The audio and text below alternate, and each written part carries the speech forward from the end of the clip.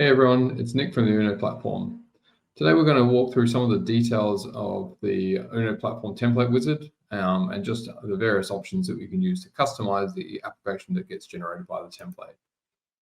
If you haven't already, go get the Uno platform extensions from the Visual Studio Marketplace, as you can see here. Once installed, we've got the Uno platform app template. We can go select that and click Next.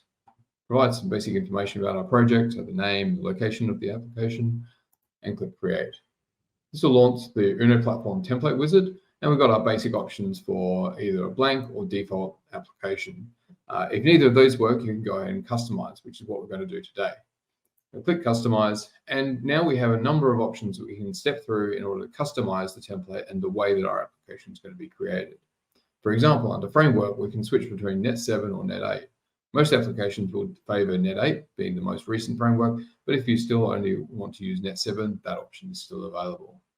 Under Platforms, we can go and customize it to add or remove frameworks that we want to include. Under Presentation, we can switch between the traditional MVVM approach for XAML-based applications, or we can use the new MVUX, which is a more reactive style design pattern. Under Markup, we can switch between XAML or C# Markup. C# Markup might be a preference if you just want to do the entire application in a single language. Under Themes, we can switch between Material and Fluent. Under Extensions, we have support for the Microsoft extensions, such as dependency injection, along with configuration, localization, etc. We also have a navigation pattern that allows us to either use a region-based navigation, or we can go back to using the default Windows UI-based navigation. We also have some options for logging. Under Features, there's various things that you can toggle on. So for example, we can include the toolkit, we can include support for .NET MAUI embedding.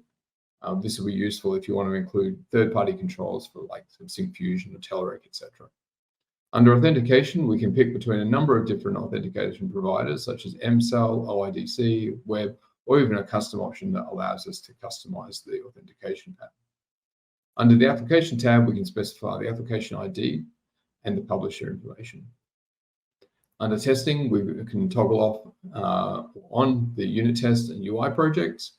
And then under the CI pipeline, we can have the template generate a pipeline for either Azure pipelines or for GitHub Actions. Once we've configured our application, we can go ahead and click Create, and that will create our application and launch it within Visual Studio. I hope this walkthrough has been useful. Stay tuned for the next one.